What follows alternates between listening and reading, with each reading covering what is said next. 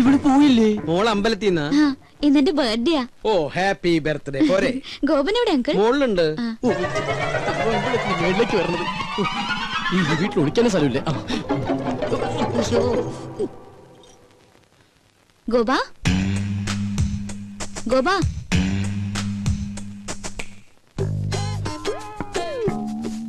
അയ്യോ സമയം 9 ഇറങ്ങാൻ നോക്കട്ടെ. ഗോപ ഞാൻ ശരിക്കും ബാത്റൂമിൽ പോവാ. ഒളിച്ചിരിക്കാനല്ല. പുറത്താരും വന്നിട്ടില്ല കേട്ടോ. ഓരോ കുരിശുകൾ വരണതേ ഇത് കേറണില്ലേ?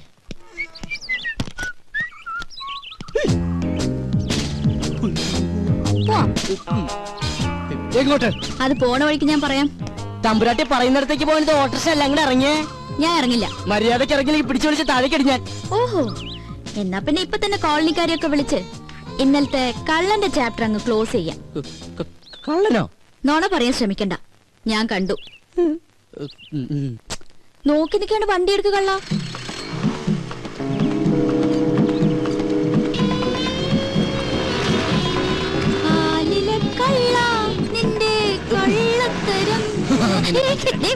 ഒന്ന് പതുക്കെ പോന്നായര്. അതെ, ഒരു സംശയം. ഈ പോസ്റ്റ് ഓടിക്കാൻ പോയ ദിവസം എന്ത് കിട്ടും? എന്താ ചൂടാകുമ്പോ ഗോപനെ കാണാൻ എന്ത് ഭംഗിയാ. ആകെ മൊത്തം ഗോപന്റെ ക്യാരക്ടർ എനിക്ക് ഇഷ്ടമായി. പിന്നെ ഇനി ആ സർട്ടിഫിക്കറ്റ് കിട്ടിയിട്ട് വേണം. നിന്റെ ഡയലോഗിൽ ഞാൻ വീഴില്ല മോളെ. അയ്യോ, അതിനെ പറ്റിയ ഒരാള്.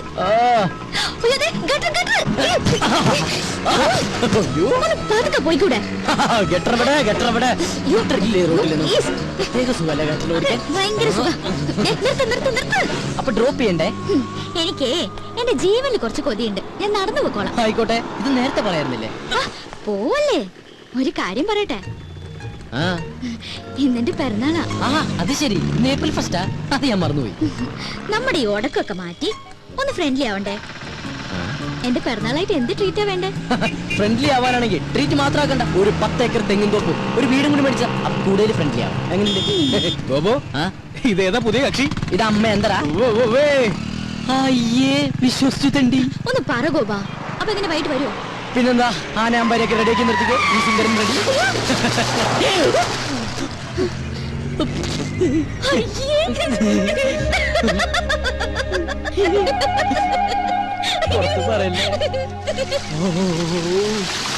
കുളിക്കാറില്ലെങ്കിലും കുളിപ്പിക്കാൻ അവൻ എന്താ ഉത്സാഹം. കുളിപ്പിച്ച് കിടത്തല്ലേ? ഉള്ളത് പറയാലോ.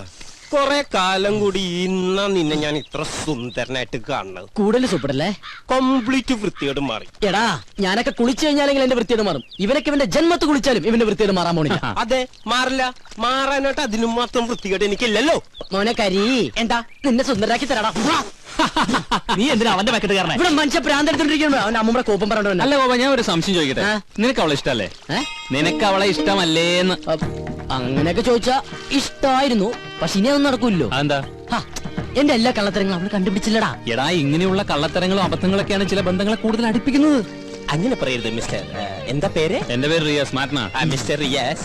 ഒരു പയ്യൻ കുറെ പെണ്ണുങ്ങളുടെ പുറകെ കുറെ കൊല്ലങ്ങളോളം നടന്നു. കംപ്ലീറ്റ് അബദ്ധങ്ങളല്ലേ പറ്റിയത്. എന്നിട്ട് ഒരു പ്രേമം പോലും ഉടലെടുത്തില്ലല്ലോ. ആരാത്? അല്ല, സ്മാർട്ട് ബോയ് ആണ്. ആരാണത്? ഞാനാണ്.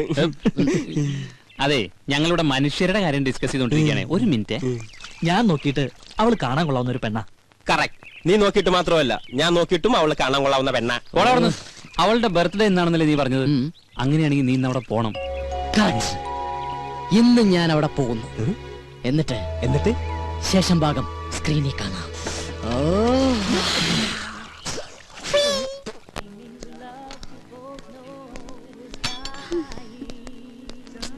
മാഡം, എല്ലാം റെഡി ആയിട്ട് 1 മണിക്കൂർ കഴിഞ്ഞു. ഇനിയും വൈകിയ ചിലപ്പോ ഫുഡ് ഇല്ല, അവരൊക്കെ ഉടനെ എത്തും.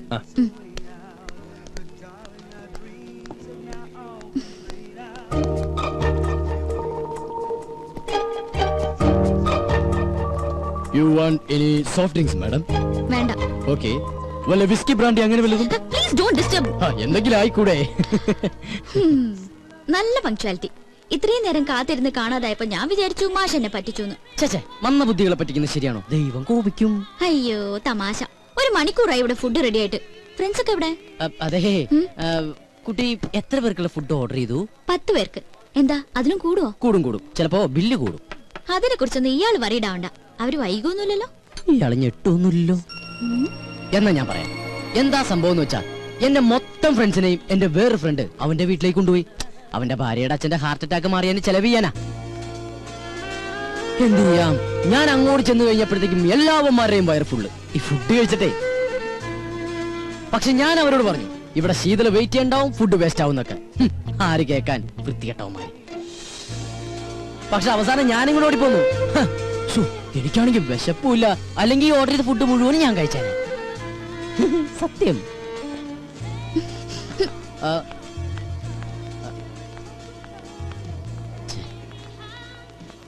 ഹേയ് ശീതു,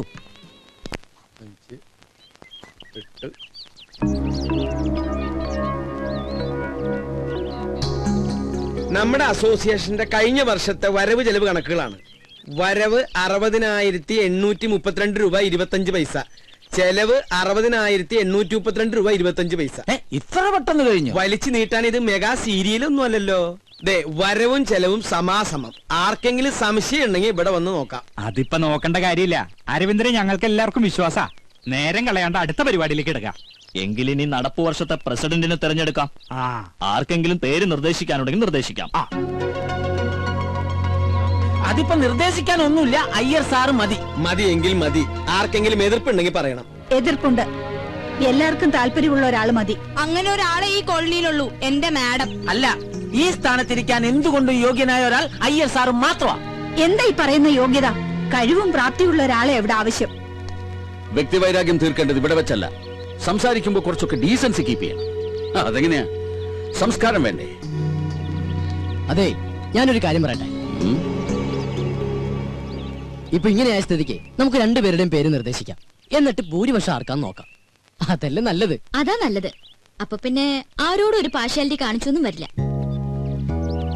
ഞങ്ങൾ ചിലപ്പോ തെരഞ്ഞെടുക്കും, എടുക്കാതിരിക്കും. ചിലപ്പോ പ്രസിഡന്റേ വേണ്ടെന്ന് വെക്കും. അതെങ്ങനെ വേണമെന്ന് ഞങ്ങൾ തീരുമാനിച്ചോളാം. ബാക്കി ശക്തികളുടെ ഇടപെടലോടെ വേണ്ട. ആ കുട്ടി ഒരു അഭിപ്രായം പറഞ്ഞു എന്നല്ലേ ഉള്ളൂ. തെരഞ്ഞെടുക്കുന്നത് അമേരിക്കൻ പ്രസിഡന്റിനെ ഒന്നും അല്ലല്ലോ.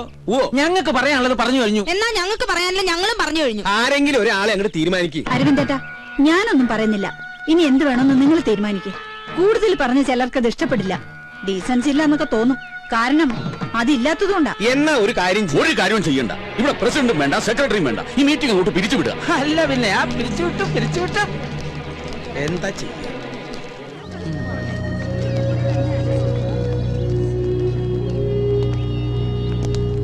ഈ ഐക്യം എന്ന് പറയുന്നത് ഇത് ഇങ്ങനെ വേണം. അതൊക്കെ പറയാൻ അവിടെ.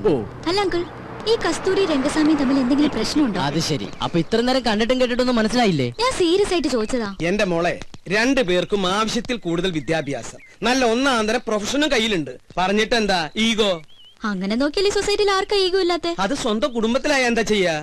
അപ്പൊ അവര് ഭാര്യ ഭർത്താക്കന്മാരാ? ദേ പിന്നെയും ചോദിക്കണു. ആയിരുന്നു. സത്യം പറഞ്ഞാൽ ഇവരുടെ ഈ തമ്മിത്തല്ല് കാണാൻ പറ്റാഞ്ഞിട്ടാ ഇവരുടെ മകൻ നാട് വിട്ടത്.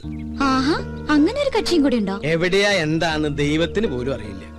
ഓ, അപ്പൊ അങ്ങനെയൊക്കെയാണ് കാര്യങ്ങൾ. മോളിപ്പ എന്താ പറഞ്ഞു വരണേ? അല്ല അങ്കിൾ, ആ. നമുക്ക് ഇവരെ രണ്ടുപേരും ഒന്ന് കൂട്ടി യോജിപ്പിക്കണ്ടേ? എന്ത്? ഇത്രയും ഫാമിലികൾ ഒരുമിച്ച് താമസിക്കുന്ന ഈ കോളനിയില് ആ. രണ്ടുപേര് മാത്രം ശത്രുത വെച്ച് പുലർത്തുന്നത് ശരിയാണ്? അതിന് അടുത്ത് താമസിക്കുന്ന നമ്മളെ വേണ്ടേ മുൻകൈ എടുക്കാൻ? മോളെ, നിനക്ക് അറിയാഞ്ഞിട്ടാ. അവര് ഇന്ത്യയും പാകിസ്ഥാനും പോലെയാ. കാശ്മീരിന്റെ സ്ഥാനത്ത് സ്വാമിനാഥനാണെന്നേ ഉള്ളൂ. ഇന്ത്യയും പാകിസ്ഥാനാണെങ്കിൽ പിന്നെയും ചേരും. പക്ഷെ ഇവരുടെ കാര്യം ഭയങ്കര കഷ്ടം. ഇങ്ങനെയുള്ള മുൻവിധികൾ ഒരു കാര്യത്തിലും എടുക്കാൻ പാടില്ല. എന്നൊരു കാര്യം ചെയ്യും, നമ്മുടെ ജോലിയൊക്കെ ഉപേക്ഷിച്ചിട്ട് അവരെ കൂട്ടി യോജിപ്പിക്കാൻ നടക്കും. ഞങ്ങൾക്ക് വേറെ പണിയുണ്ട്. അല്ലച്ചാ, പരിഹസിക്കൊന്നും വേണ്ട. ഈ ശീതള വിചാരിച്ച അവര് ചേരും എന്നൊന്ന് കണ്ടിട്ടേ ഉള്ളൂ. ബെറ്റുണ്ടോ? ബെറ്റ് വെക്കാം. ആ. ഞാൻ ഈ ബെറ്റി തോറ്റ എന്റെ ഈ പാവച്ചനെ പഴയ കൊണ്ട് ഞാൻ മൊട്ടടിക്കും. എന്നാ ഞാൻ ഈ ബെറ്റ് തോറ്റ ഈ പാവങ്ങളുടെ തല തിരുപ്പതി കൊണ്ടുപോയിട്ട് ഉറപ്പാണല്ലോ? മാറ്റമില്ലല്ലോ. ഇല്ല. എന്ത് വേണം? നിങ്ങൾക്ക് മുട്ട അടിച്ച് കളിക്കാനുള്ളതാണോ എന്റെ തല? നീയല്ലേ ഈ കുട്ടിനെ ഓരോ കള്ളത്തരങ്ങൾ പഠിപ്പിക്കണേ? അച്ഛൻ ചെറുപ്പം മുതലേ ഇങ്ങനെയാ.